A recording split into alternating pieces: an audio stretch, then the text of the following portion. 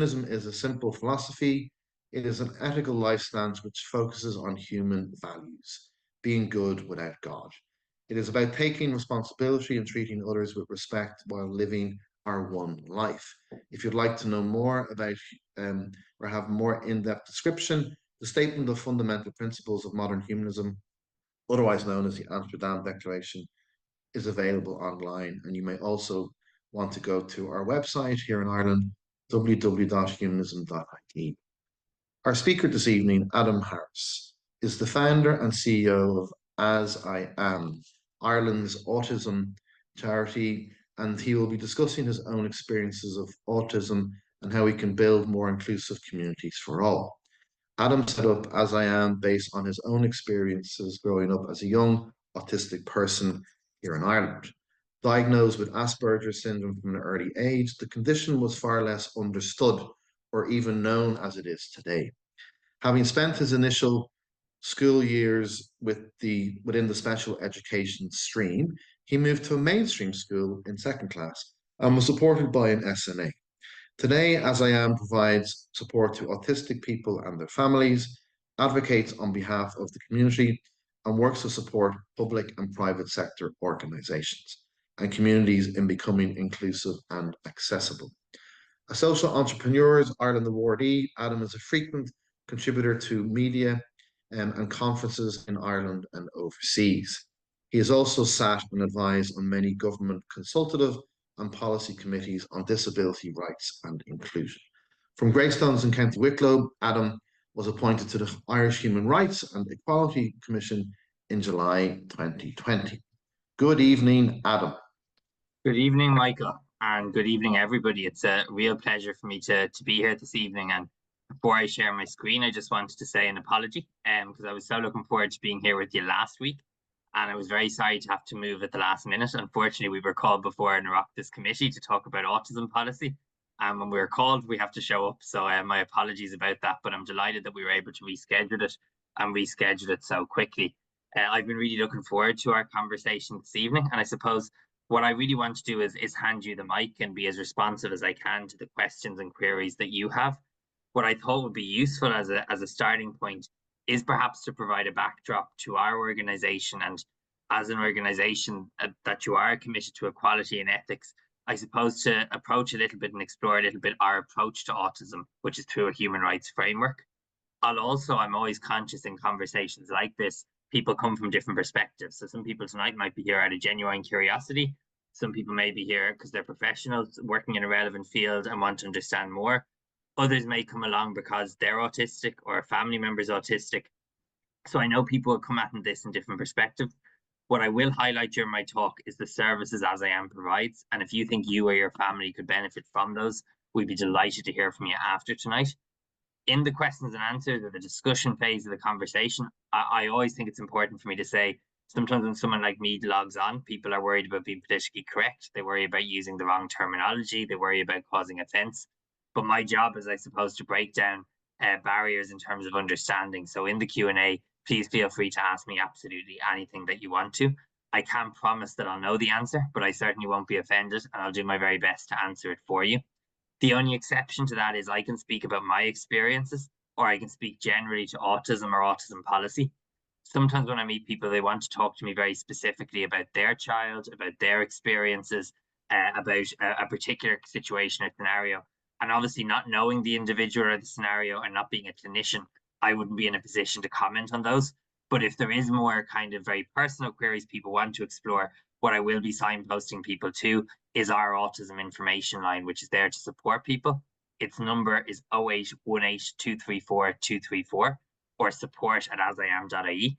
And if there's more private issues or issues that need more professional input, we'd be very happy to explore those with you after this evening. But without further ado, if it's okay, I might just share my screen and we'll go from there. Thank you, Adam. The floor is yours. Thank you so much. Thank you so much. Is everybody able to see that okay? They can. I'm getting thumbs up. That's brilliant. So I suppose just to give a little bit of background as to who I am and why I do this work. And the picture of me in the top left-hand corner is a picture of me as a baby. And my mom always says that I never do anything until I'm ready, and then I do it very quickly. And that started at birth because it was 20 days overdue, and then I was born in 25 minutes. And as you can see, I was quite a big baby when I was born. I was 8.5 pounds. Tall babies usually lose weight before they leave the hospital, but I gained weight, and they used to bring in 2 bottles and say, "These are for the twins." And the reason that's relevant in the story is from the moment I was born, I developed a huge attachment to my mom.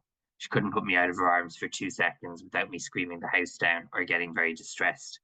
Of course, at first you might just think that's a difficult baby or a baby that requires a lot of input, and there's lots of those. But if you think about all those things you look out for in a young child, the first time they walk, the first time they talk, the first time they play with other toys or play with children, all of those things worked a little bit differently for me. I didn't sleep in my own bed or for more than a few hours a night until I was around 7 years old.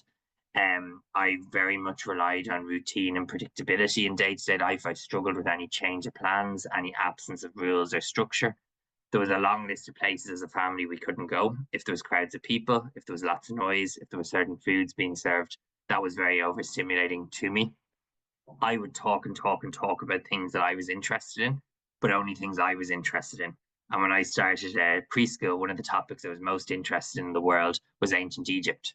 And the only problem was that wasn't a particularly popular topic the year I started preschool. So making friends with other children or people my own age was quite challenging. There can be a perception that autistic people are introverted or don't develop languages in the same way as others. But by my first birthday, I was able to say Santa bring me car. So I had lots of words at a young age. But the way I understood language was very much as it was written or as it was spoken.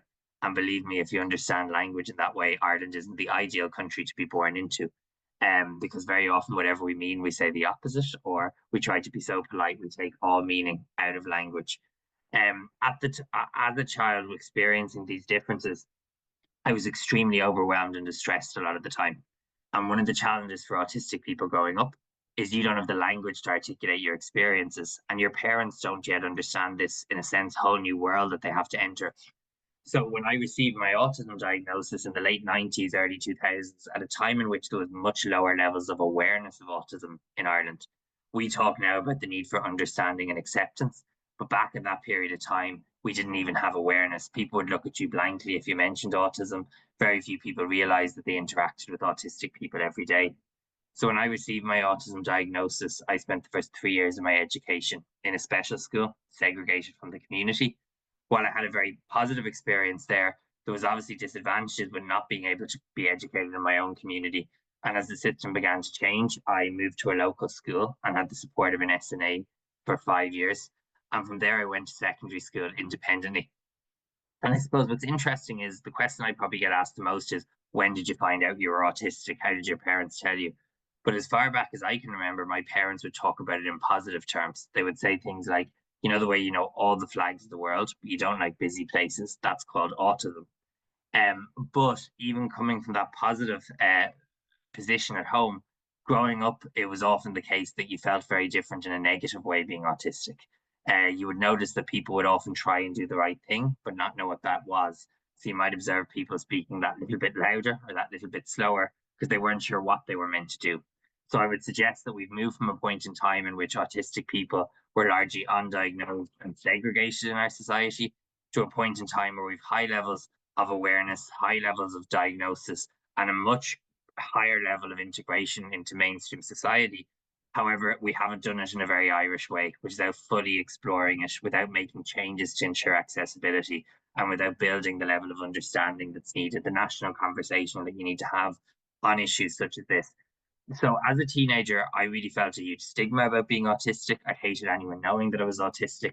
And when I was 16, I set up a blog and I wrote a blog in which I said that in Ireland, if people know I'm autistic, they speak to me as if I'm ET.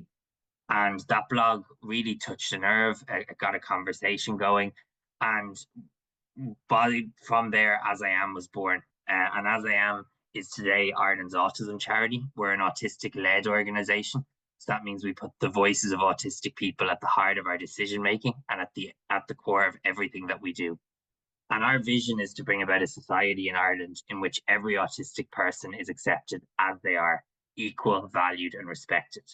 And I suppose in terms of the work that we do and in terms of how we try and start this conversation, perhaps if you're not autistic, perhaps if you're removed from this on a day-to-day basis, it might be challenging to understand autism in 30 seconds. But what I think we can all understand in 30 seconds is that in any modern republic, everyone should deserve the same chance.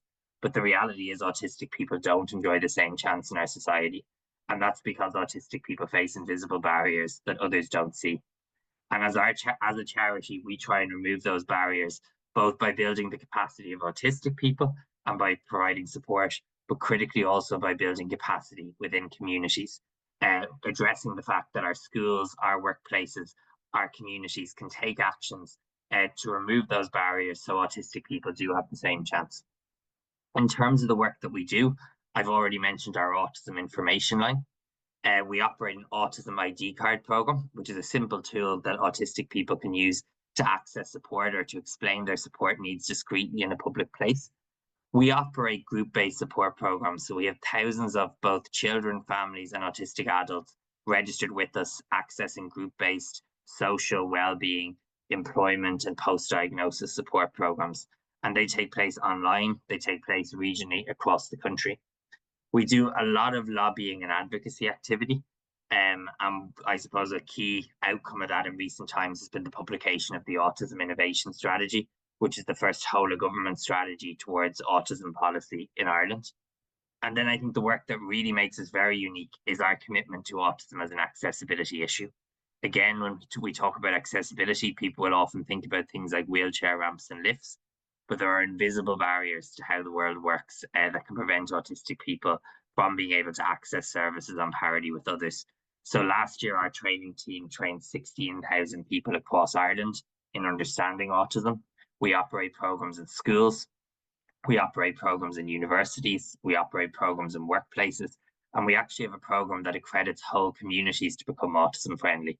That started in the town of Clonakilty in West Cork in 2018. And we now have over 30 communities across Ireland working towards that standard, including Dublin City, which is bidding to become the world's first autism-friendly capital city. So we do a lot of things, and I suppose as a charity that has a remit that covers the whole of life, that covers a very intersectional community, and also that covers a community with a broad range of both support needs and priorities.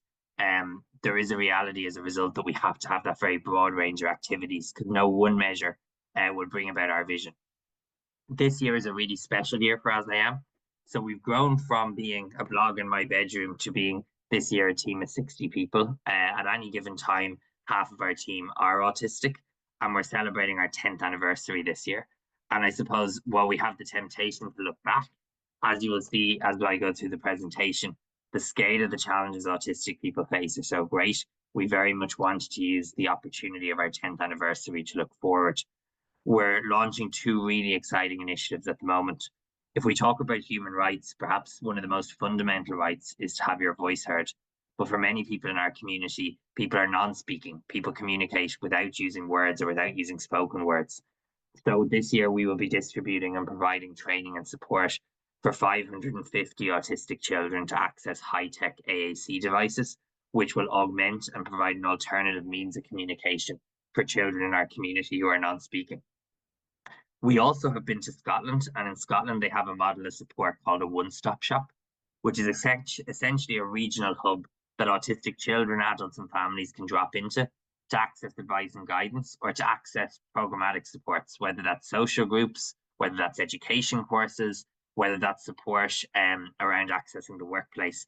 So they've been really successful in Scotland since 2005, and we're going to now pilot this model in Ireland. So we will be opening in January 2025 one-stop shop in Dublin and one in Galway, each serving 3 counties. And we hope to get proof of concept and scale this model around the country in the years ahead.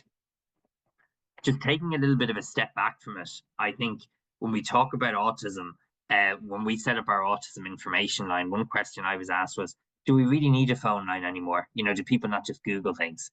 But if you put the word autism into Google, you'll get 3 billion search results in less than a second. And some of that information will be wonderful. Some of that information will be out of date. And some of that information will be positively terrifying. And I think, you know, there is that Irish adage that a little knowledge is a dangerous thing. We have a higher level of awareness than ever before, but that doesn't mean we have a high level of understanding. When I was growing up, this was the view of autism in people's heads. And even today, I get asked, where are you on the autism spectrum? As if I can provide coordinates so that you can find me. The reality is, everyone on this call is different, and no two autistic people are the same.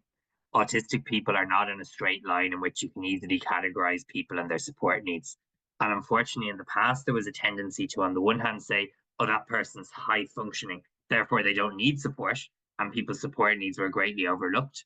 Or on the other hand, to say, well, that person has an intellectual disability, that person doesn't use words to communicate, so therefore there's lots of things they can't do. The reality is, the experiences of our autistic community looks much more like something like this. It is a scattered skill set. When we talk today, everyone here has things they're good at and bad at, but they're actually quite close together. For those of us who are autistic, they can be much further apart. That means that it's so easy to overlook somebody's support needs, and it's also so easy to underestimate a person's abilities. What we need to do is, I think, if we're honest with ourselves and we talk about autism, very often conversations quickly go to, well, she can't do that, and she'll never be able to do this, and she finds this really hard. Now, aside from that being really bad for somebody's self-esteem, it misunderstands autism. What we have to do is identify the areas of strength, the areas a person's interested in, and use those to support a person's participation. So we need to take a strengths-led approach to autism. Autism is so individual, and very often what will work really well for one person may be the exact opposite from what will work for another person. One of the things we've seen in recent times is a real growth of autism self-advocacy. These are examples of some lapel pins that members of our community now wear that I think are showing our community really embrace the individual differences and really, I suppose, be educating the public by sharing these experiences. It's important to say that none of what I've said negates the reality that there is different levels of support within our community. I suppose in the current diagnostic manual, very much we are looking at autism in the context of people who require support. And that ranges from people who require a level of support to those who require substantial support to those who require very substantial support. So yes, there are people in our community who live very independent lives, and there are others in our community who will always require a very substantial level of support right across the life cycle. But the important point to take in is that this is not a fixed reality. People's needs can evolve over the course of their lives, and again, will be very individual to the person. So what are these differences that we're talking about? So by definition, autism is a lifelong developmental condition, which relates to how a person communicates and interacts with others and how they experience the world around them. Fundamentally, when we talk about autism, we're talking about differences in how a person communicates, so in how a person gives, gets, and understands information, in terms of how a person may choose to interact with others, or understand interactions with the others, in terms of the sensory environment and how that is experienced by an individual, and also in terms of a person's perception of what's going to happen next and how I can respond to it. So that sense of predictability that is so important. So again, in As I Am, we don't talk about autism in a deficit-based model, but we also don't talk about autism as a superpower. Autism is just another difference within our communities, like any other form of diversity. So we talk about autism as a difference in communication, a difference in thinking, and a difference in experiencing the environment. Some of those differences on a day-to-day basis can bring strengths to an individual. Some can produce challenges for the individual living in a neurotypical majority world. But these are differences that we need to understand and we need to plan for as a community and a society. When I started our advocacy work 10 years ago, at the time, the state used to talk about 1 in 100 people in Ireland being autistic. In 2017, the Irish National Council for Special Education pointed to the fact that 1 in 65 children in school in Ireland were autistic. And the most recent data from that department is now suggesting 1 in 27 children. It's important to say in Ireland, our data is really poor. We don't have a census question, and also there's no autism registry. So all we actually can rely on is kind of information sharing between health and education. In Northern Ireland, they have more robust legislation that requires the publication of annual statistics, and there that figure has reached 1 in 20. So we can presume that perhaps up to 5% of the population in Ireland are autistic. This is not an increase in diagnosis. This is the reality that we have a much greater understanding of autism than we did in the past. And in recent years, in particular, for example, we've seen great advances in identifying autism or people being autistic who are female, who in the past that was not possible or was much underdiagnosed. So we're seeing a real shift, I suppose, in recent years. And I think this is to be welcome. We're now seeing people in their 30s, 40s, and 50s who, when they were growing up, no one knew what autism was, who are now accessing that diagnosis. And in some instances, that's about accessing support, but very often it's about accessing that sense of understanding oneself and finding your own tribe as well, which is so, so important. One of the things that I feel very strongly about is that we need to have a more honest conversation in Irish society about the fact that we do live in a very ableist society. And ableism, by definition, is discrimination based on the belief that people with typical abilities are superior. And there is a reality that absolutely we have seen more and more awareness of autism in recent years, but we still see a scenario where reasonable accommodations are provided, it is more often than not the exception rather than the rule. And to just give you one example of that, we did a piece of work funded by the Irish Human Rights and Equality Commission, an independent piece of research on codes of behaviour in Irish schools. We published this 2 weeks ago, and we took a random sample of 40 codes of behaviour, special schools, mainstream schools, secondary schools. And the independent researcher found that not a single code of behaviour was rights compliant from the point of view of autistic children. Continue to value neurotypical communication over autistic communication, for example. Continue to, provide escalating sanctions for people based on support needs, such as having a meltdown or such as sensory preferences. So we have a long way to go towards understanding that this isn't actually just about building a society in which accommodations are made, but actually where we value that there's different ways of thinking and processing, and one is not superior to the other. Both need to be mutually respected within our communities.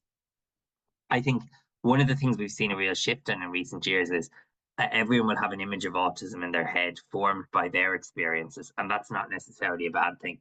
But on my screen is just some faces of autistic people who've appeared in our past campaigns or well-known personalities within our community, and you see the diversity that exists within our community. What I think is very significant to point to is that for many autistic adults, the experience of disclosure continues to be extremely difficult.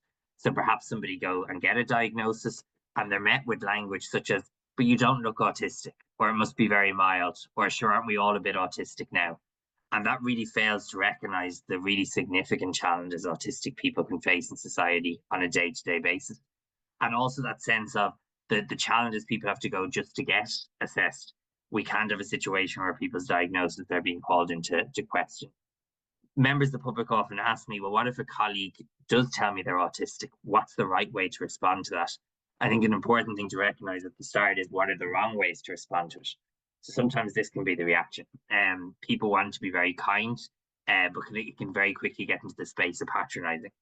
Autistic people want reasonable accommodations, but they don't want to be necessarily treated differently. They don't want to be praised for things which they find easier or which just part of their day-to-day duty, their life. So again, you want to focus on what the person needs, not on actually patronizing or overprotecting the individual. Sometimes it can be this sense of, well, my nephew's autistic, so I know exactly what you need.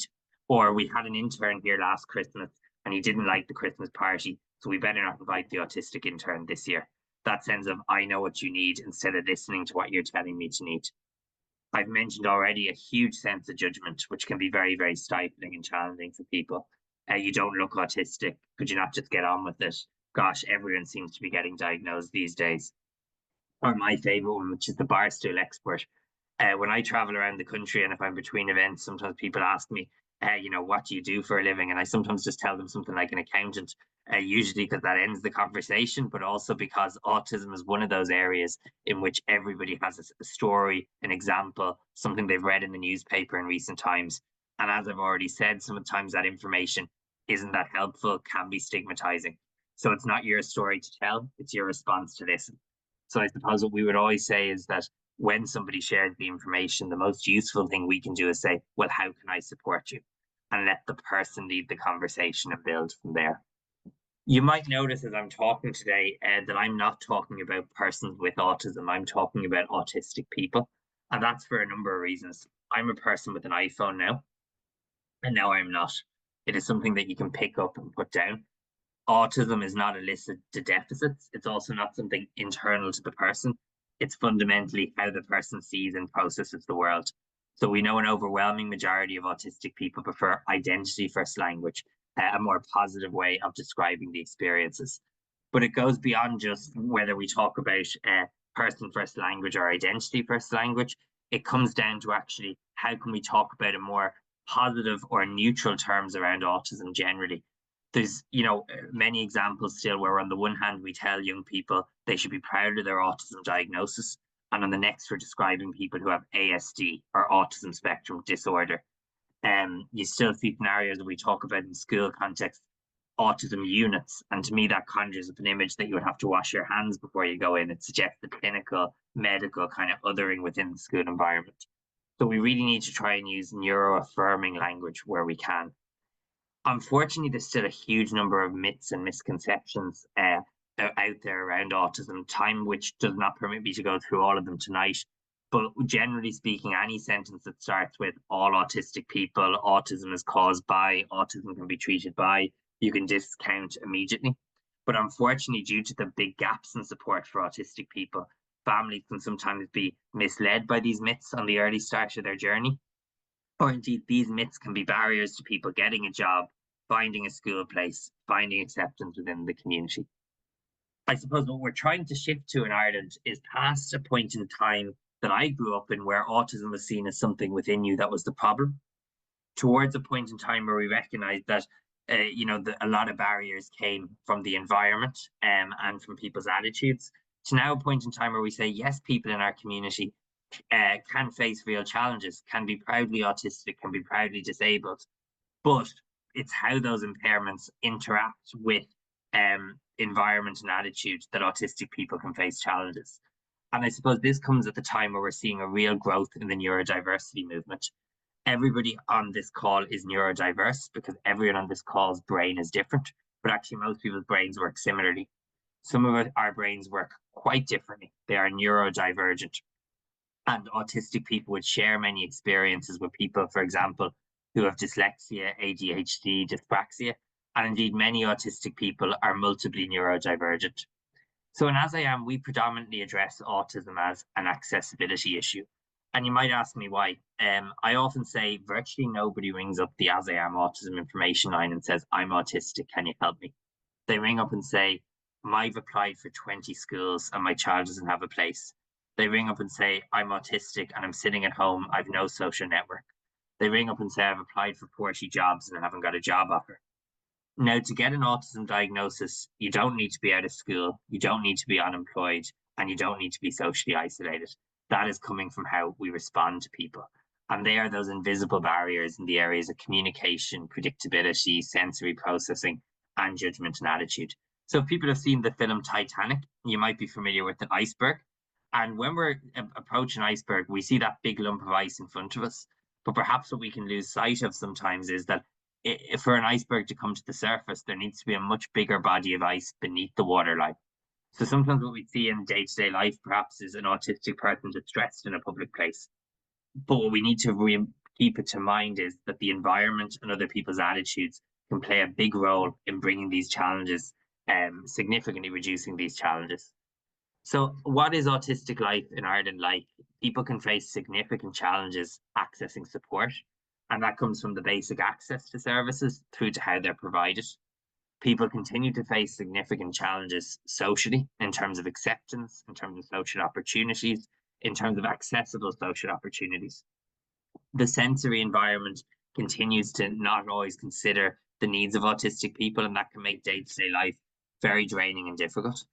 And unfortunately, as we go through life, huge amounts of change are involved, from moving from class to class, to dealing with changes in day-to-day life, to growing up and going through important life milestones. And all of those can present challenges for our community. But it's also worth saying autistic people bring unique strengths to bear within our society. Autism is not a deficit, as I've said. And if we look at the fact that in most of the areas people might comment negatively about autism, I can just as easily comment positively. So you might say to me, well, autistic people are too black and white. And I might say, well, autistic people are very rules-based and structured. You might say to me, autistic people don't see the bigger picture, and I might say autistic people notice detail. So what we need in our communities is a balance of ways of thinking so that they can complement each other and that we can have the most efficient and the most inclusive communities possible. So this is my most controversial slide because I know it's something we all have strong opinions of.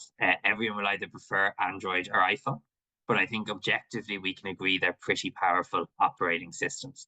But if anyone's tried to get an iPad to do something with an Android device, you'll know how difficult it is.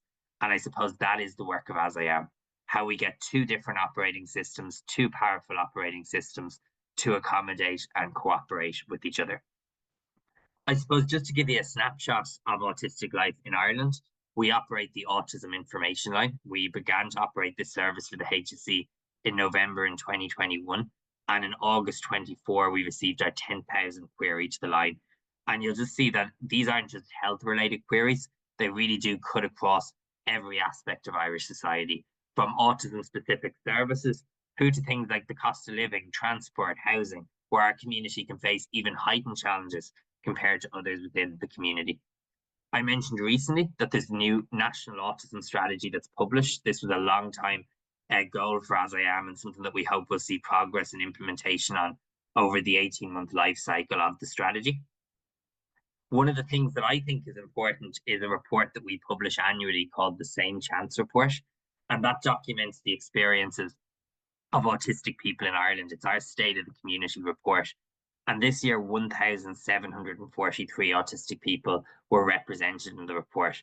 And it just shows from accessing education, accessing an assessment itself, feeling safe, experiences of discrimination, accessing businesses in the locality, and making friends.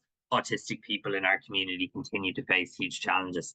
And this might sound pessimistic, but I think it's important because I believe we can change it. And by naming these challenges, they are not inevitable.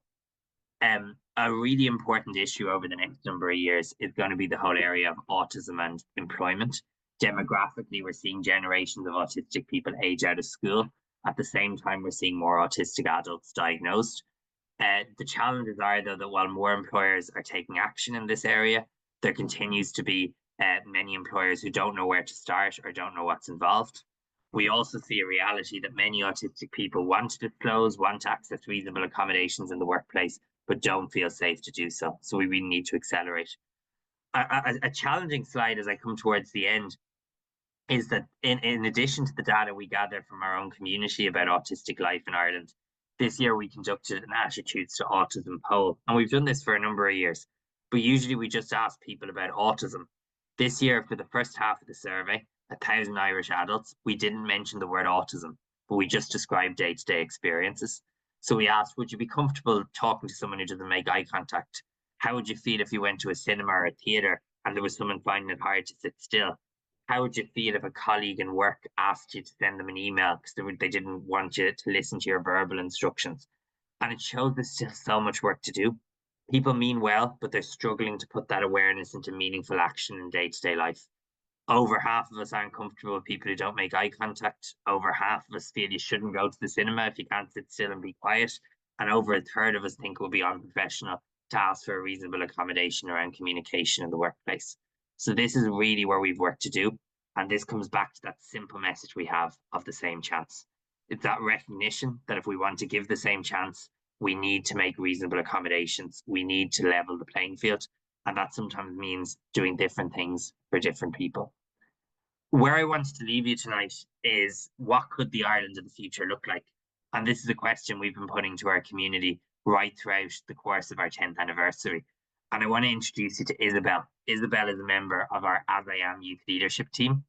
And this is what she believes, or what she would hope for autistic people in Ireland in 10 years' time of her age.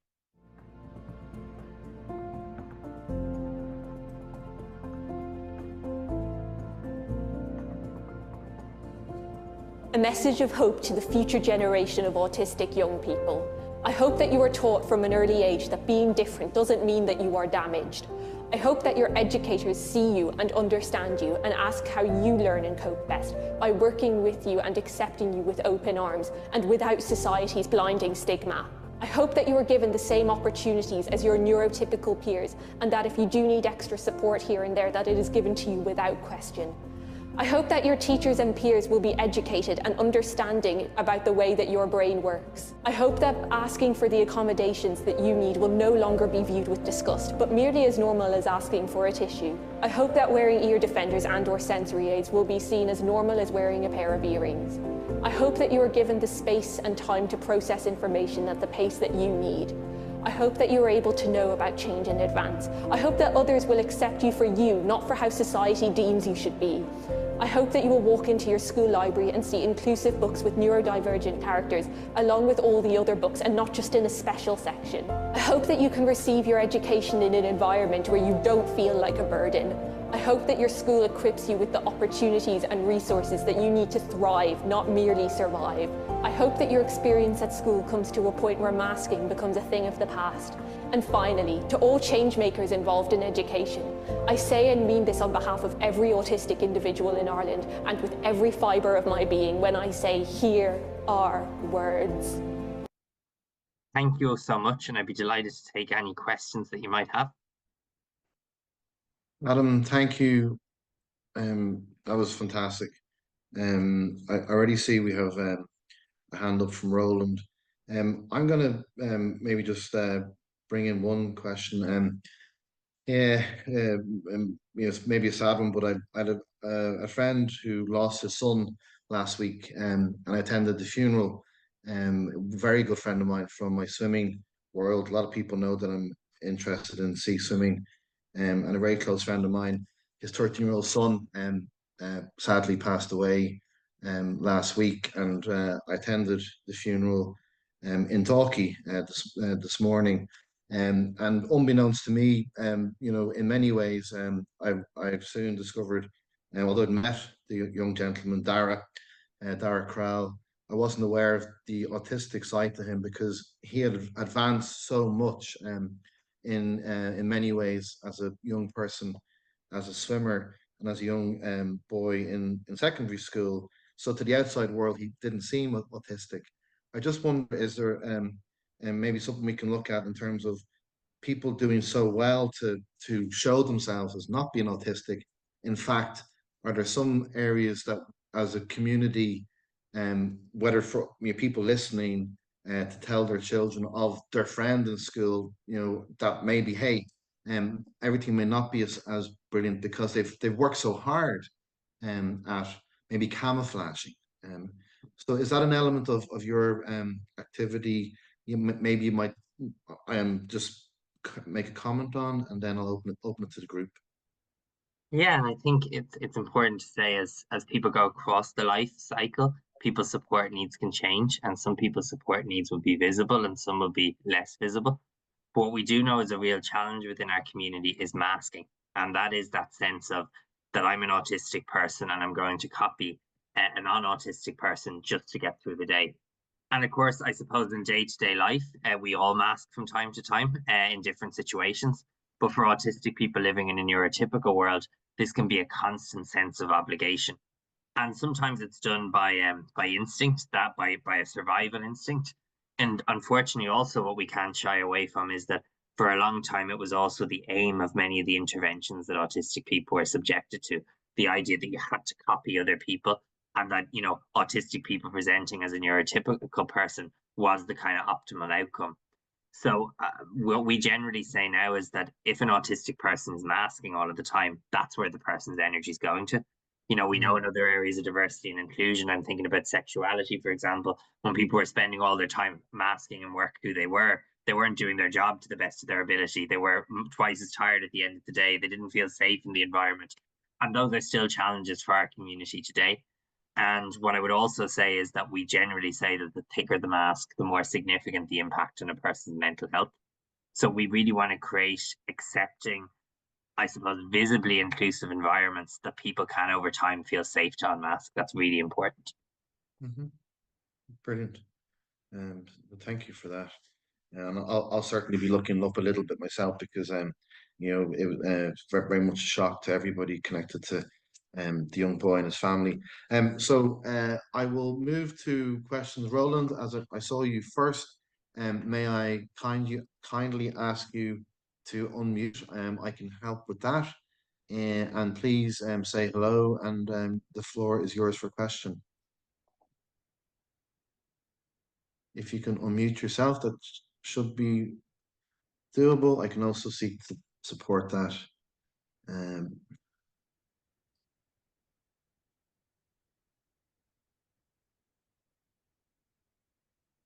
you unmute yourself, please, Roland?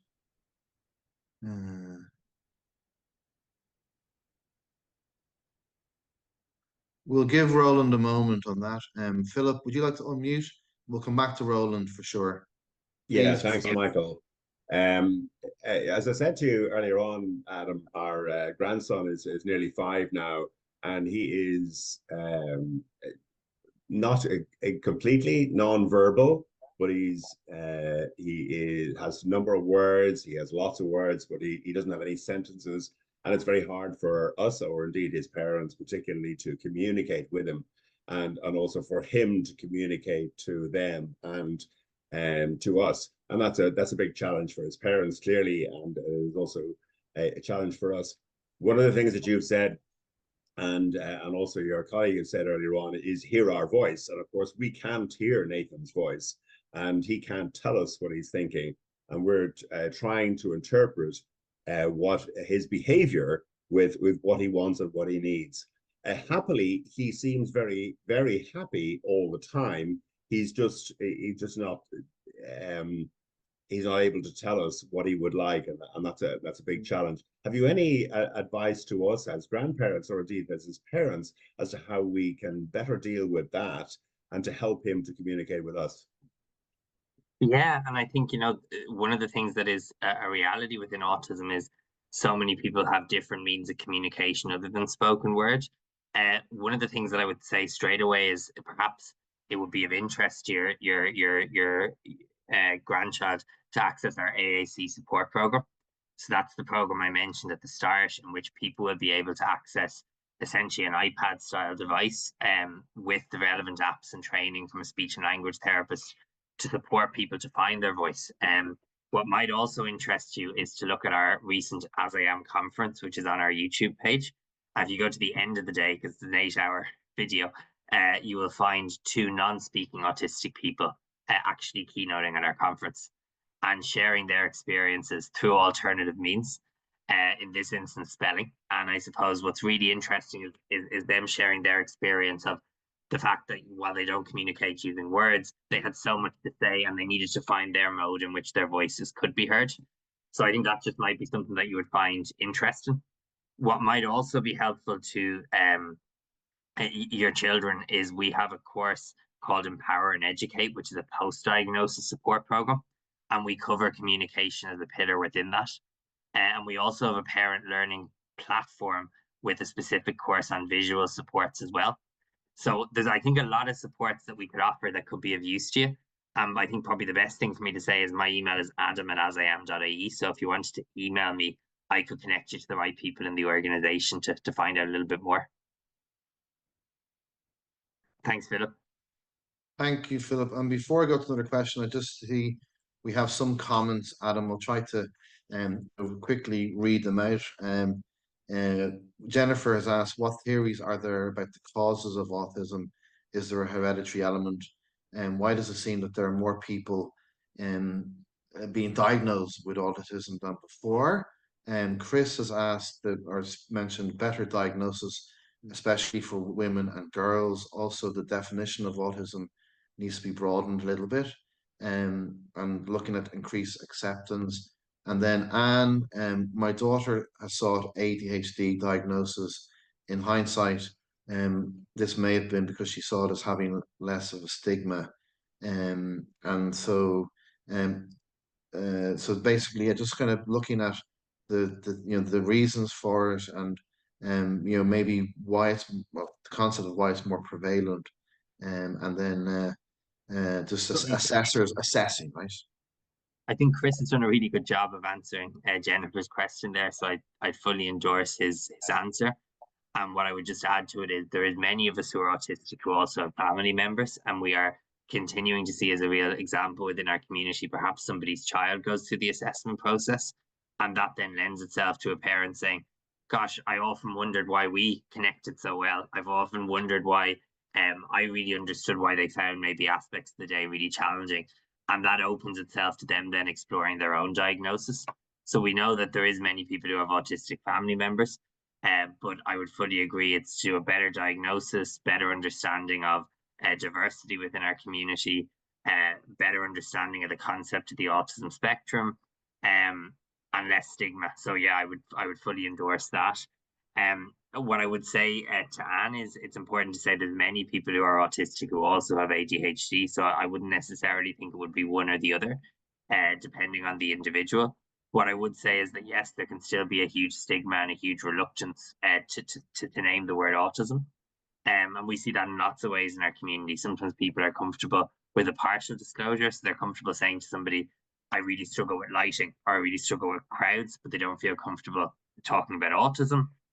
Sometimes people who are late diagnosed need a reference point. So perhaps the person they know who's autistic has high support needs and they can't relate to that experience. They need to be able to find somebody who has a similar experience that they can relate to. Increasingly, we're seeing people comfortable using the word neurodivergent, but still uncomfortable using the autism word. So it is a journey that people go on. But what I would say is that it's entirely possible that someone would benefit from both diagnoses as well. Thank you, Adam. Roland, I'll try again. Are you there to unmute yourself? Niamh, as much as I try my best to manage all the tech, I can't unmute Roland myself. Niamh, if you're there, could you help that, Roland? If you do unmute, please do so. But in the meantime, Dara, I see you hand virtually up. Please say hi. Yeah, hi, Adam. You and I met about 10 years We did. ago in Social Entrepreneurs Ireland. Do you remember that? I do indeed. Lovely to see you again. And you were starting, was that when you were starting out, if I remember? That was when I was young. Yeah. Yeah. I was a bit younger too. Yeah, we were coming to the end of our funding cycle, but SEI were an amazing organization. But since then, I came across a guy called Peter Brabazon in I know Peter. Stern. And I know you're connected with Specialist Stern too. But they're doing extraordinary work. And am I right in saying they were placing autistic people in well-paid, high-tech roles where they had unusual expertise? Is that what they were doing? And do you cooperate with them on these things? Yeah, so I'm really proud to be the patron of Specialist in Ireland, actually. So Specialist is a Danish word for a specialist. And it came from a concept in Denmark where it was set up by a guy called Thorvald Son. And Peter then established the Irish branch of Specialist just over 10 years ago as well. Actually, we were set up in the same year. So their model is very much supporting autistic people into jobs, kind of traditionally at first within IT and finance roles, but that has substantially expanded. And the idea is with reasonable accommodations, the person can do the job and progress in the job, but in a context in which people are informed. There's a mentorship system. So they've enjoyed really good success in recent years, and it's great to see. And we just need to all of these really positive programs, and there's so many examples of them, we just really need to add some jet fuel now, because just demographics, there's so many people coming out of school. And I think what's really important is we need to build the capacity of HR departments. So at the minute, HR departments are so dependent on charities, organizations, helping them do a little bit in this area. But I think we need to get them as comfortable recruiting in this area as they would in any other area of diversity. Of course, if I was to be asked to design something that wasn't autism friendly, I would design the typical interview, because it's about building rapport with strangers, answering abstract questions, and dealing with the unknown. So we need to turn that process on its head so people can demonstrate ability as opposed to communicate ability. So there's no unconscious bias about body language or facial expressions. So people are actually asking the questions they mean, not the questions they want the candidate to answer. So there's a lot of work to be done in that area, but I think there is a positive momentum, and we just need to build it as fast as we can.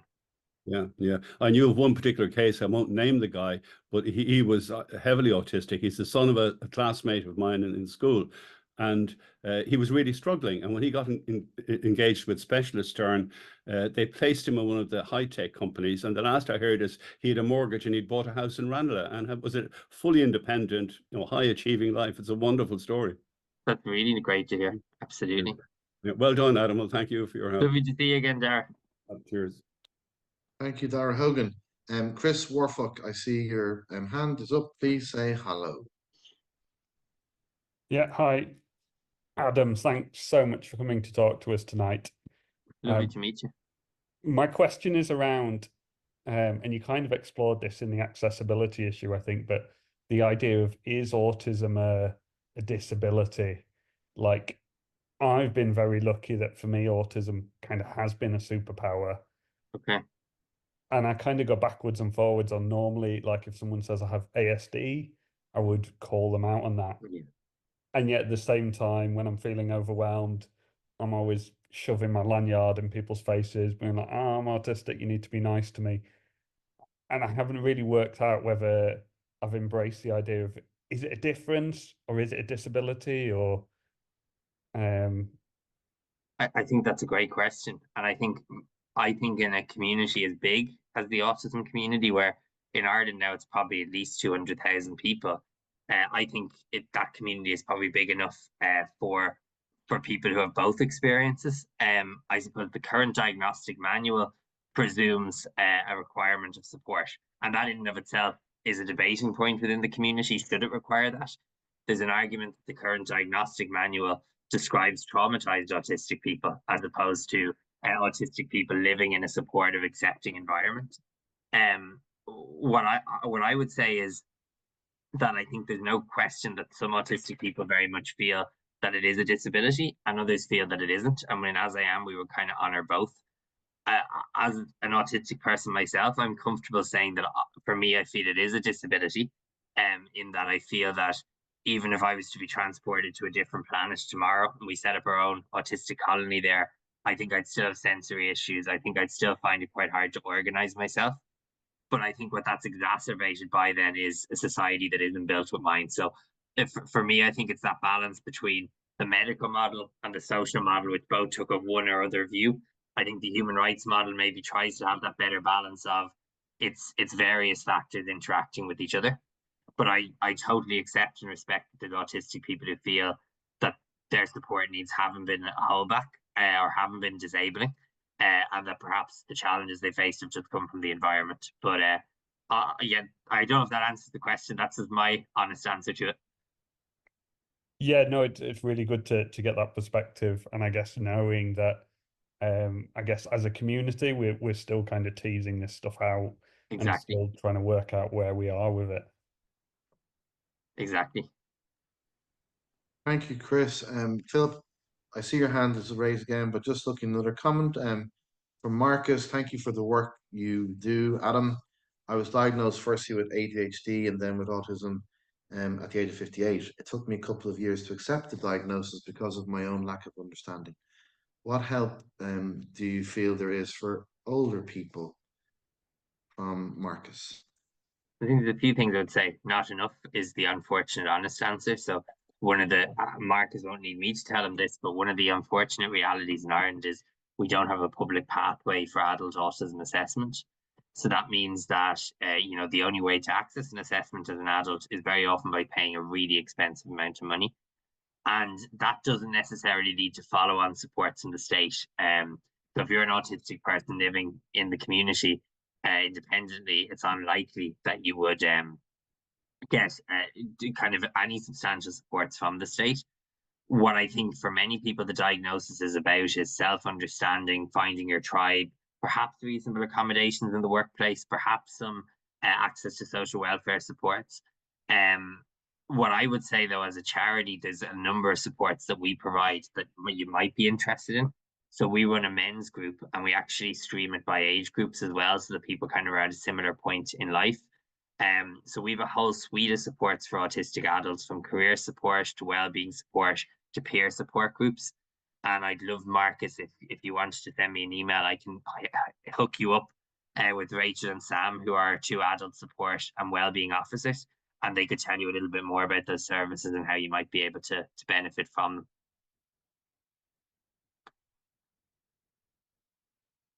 Thanks, Adam, and we will certainly ensure that your email and contact details are provided for all those who want it. We will get it into in fact, If you want to repeat it, it'll be on the YouTube. Yeah, and I'll put it in the chat as well. It's just adam@asiam.ie. And if you want to ring the autism information line, that's open from Monday to Thursday, 10 a.m. to 3 p.m. on 0818234234. That's 0818234234. Now, I know many autistic people aren't fans of the phone, so it's important to say you can also contact us throughout the week, that same service, on support@asiam.ie if you prefer to use email, or you can use instant message through our website, which is asiam.ie.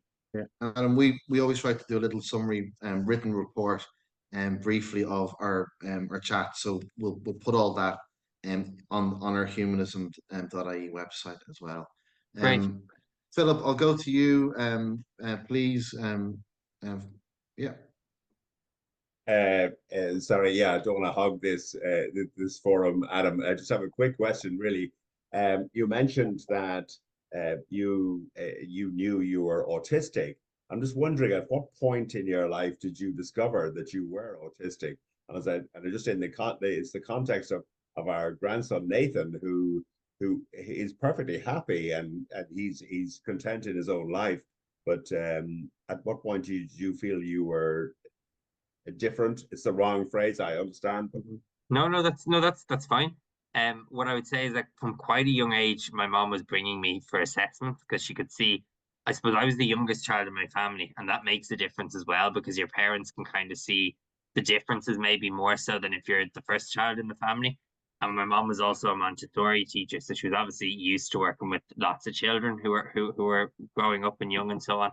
So very early on, I used to have a lot of seizures as well. So as a result, I was getting a lot of assessments from a young age. So that was always kind of something I remember I experienced. And then as well as that, so like I guess I was self-aware enough to have questions when I would have been 4 and 5, like, why do my brother and sister go to school down the road, and why do I go on a bus that brings me an hour and a half, the other direction? So it would have been from a very young age, like as far back as I can remember, 4 or 5, mom explaining it and just those very simple examples. Then when I would have moved to mainstream school, mom would have given the school permission before I went to kind of do a talk on difference. So, it was openly talked about in school from when I was 7 or 8. And then I remember when I was probably 9 or 10, that book came out that was a big deal at the time, The Curious Incident of the Dog in the Nighttime. And mom kind of reading that with me. And, so I suppose my understanding of what the word meant would have expanded over time. I think when I was a young kid, 8 or 9, I probably felt very proud about it, thought it was something that made me stand out. Then when you reach those preteen and teen years where you want to be the same as everyone else, all of a sudden you have a more difficult relationship with it for a number of years often, and then you come out the other side of that. Thank you. Thank you, Philip. Some commentary coming through again. Adam, which fabulous presentation from Anne. Really enjoyed, and great to know the support exists. It comes across as the most expert support I have seen and heard so far in my search. Thanks again. From Daphne, this and that was fascinating. Many thanks, Adam, and all. So much necessary education in it. Adam, we're at the 8:30 mark. As I said earlier, I'm always mindful of people's time and everybody coming on, and obviously your own, and no issues with you rescheduling till this evening. Very appreciative that you were able to do that, with the work you're doing, the fact that you're in at the Earths. I mean, look, obvious question, maybe just sort of yourself and Simon, having Simon in your family, what has that been like? To have the Taoiseach in your family group, and with the work you're doing, has it been helpful? And how's the relationship been with Simon, just maybe over the years? Well, I suppose the first thing to say is I think he would say I'm to blame. So he got involved in politics through autism advocacy. So when I was younger and didn't have a school place, my brother would have set up a group in Wicklow called the AAA Alliance when he was only 15 or 16, and that kind of was what got him involved politically. So my apologies to everyone in that regard.